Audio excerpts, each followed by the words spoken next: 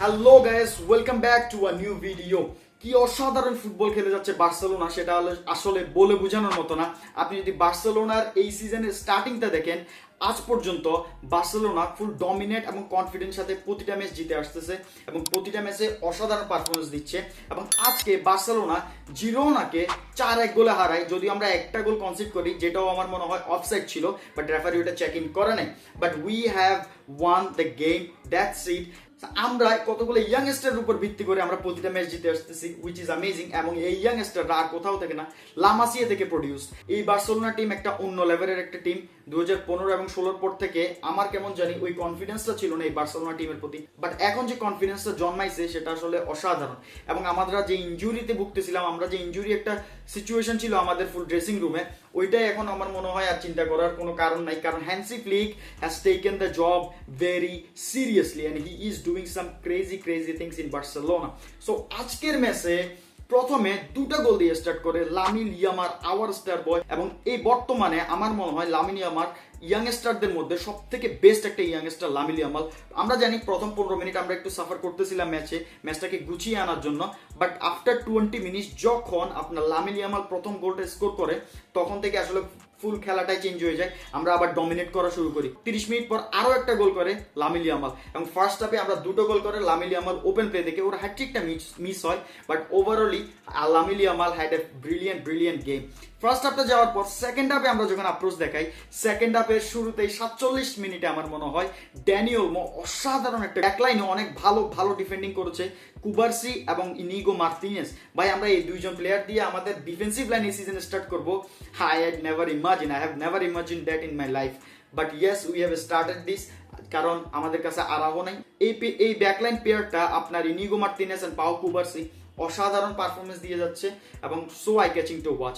এবং আমাদের হয়ে সর্বশেষ 74 নম্বর গোলটা করেন আমাদের প্রিয় প্যাদ্রি। হোয়াট এ প্লেয়ার ভাই, হোয়াট এ প্লেয়ার। প্যাদ্রি অসাধারণ গোল করে, আপনার তার থেকেও অসাধারণ একটা অ্যাসিস্ট করে আপনার মার্ক কাসাদো। মার্ক বার্নাল আমাদের ডিফেন্সিভ মিডফিল্ডার যখন গত 2 ম্যাচ আগে যখন ইনজুর্ড হয়, আমি আসলে চিন্তিত ছিলাম যে আমরা ডিফেন্সিভ মিডফিল্ডে খেলানোর জন্য কোনো প্লেয়ার নাই, হয়তো আমাদেরকে এটা ভোগাইতে পারে। But Marc Casado has taken the job crucially. আমার মনে হয় মার্ক কাসাদোর আপনি যদি অ্যাসিস্টটা দেখেন, যে পেদ্রিকে যে অ্যাসিস্টটা প্রোভাইড করেছে, ওই অ্যাসিস্টটা আসলে চোখ ধাঁধানো একটা অ্যাসিস্ট ছিল। ওই অ্যাসিস্টটা দেখার পর আমার আসলে বিশ্বাস জন্মে গেছে এই প্লেয়ারটার প্রতি, যে এই প্লেয়ারটা ভবিষ্যতে অনেক বড় একটা প্রসপেক্ট হতে পারে ফুটবল ওয়ার্ল্ডে। So have you rise on Marc Casado and where is from?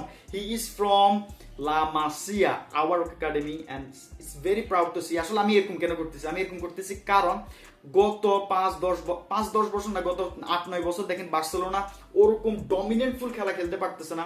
Last 5 বছরই দেখেন বার্সেলোনা এত বাজে ফুটবল খেলতেছে মেসি যাওয়ার পরে, বাট নাও হ্যান্সি ফ্লিক আসলে ফুল টেবিলটাকে টার্ন করে দিচ্ছে এবং অসাধারণ ফুটবল খেলতেছে। আমরা যে হাইলাইনটা আজকের ম্যাচে যে হাইলাইনটা আমরা মেনটেন করছি, অসাধারণ। দুইটা আমরা অফসাইড প্লে করি, জিরোনা হয়তো দুইটা গোল দিতে পারতো, বাট আমাদের হাইলাইনটা এত ভালোভাবে মেনটেন হচ্ছিল, জিরোনার কিছু করার ছিল না এবং তারা দুইটা অফসাইড ইজিলি গিভঅ্যাওয়ে করে। সো আরো দুইটা প্লেয়ার নিয়ে যদি আমি বলতে চাই বার্সেলোনার আজকের ম্যাচে আমাকে ইমপ্রেস করছে, সেটা হচ্ছে একটা হচ্ছে বালদে আর একটা হচ্ছে Raphinha. What a player!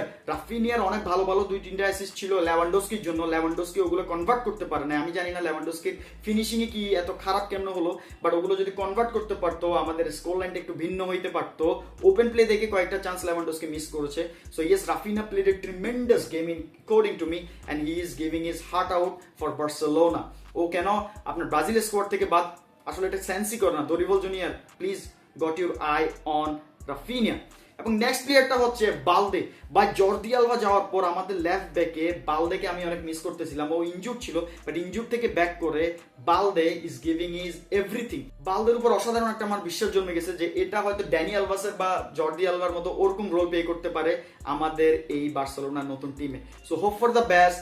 This is Barcelona for you. They are doing some amazing and crazy shit. আমরা অসাধারণভাবে এই সিজনটা স্টার্ট করি। কেমন একটা কনফিডেন্স লাগতেছে বার্সেলোনার এই টিমের উপর। So yes, we would do great thing in the future in this season. আমি চ্যাম্পিয়ন্স লিগের জন্য বিশেষ করে ওয়েট করতে পারতেছি না বার্সেলোনাকে খেলতে দেখতে, এবং আশা করি বার্সেলোনা চ্যাম্পিয়ন্স লিগে অনেক ভালো ফুটবল খেলবে। So yes, that's it. এটাই ছিল জিরোনা ভার্সেস বার্সেলোনা ম্যাচের গতকাল কিছু overview. Yes, hope ইউড like this video. এবং এই পেজটাকে যদি ফলো না করে থাকেন ফলো করবেন এবং অবশ্যই লাইক করবেন, কমেন্ট করবেন এবং কোনো কিছু মিস করে থাকলে ওটা বলবেন কমেন্ট সেকশনে। এবং আমার চ্যানেলটাকে সাবস্ক্রাইব করতে ভুলবেন না, আপনাদের এক একটা সাবস্ক্রাইব আমাকে অনেক অনুপ্রাণিত করে। So this is it, until then, Visca El Barça, peace in.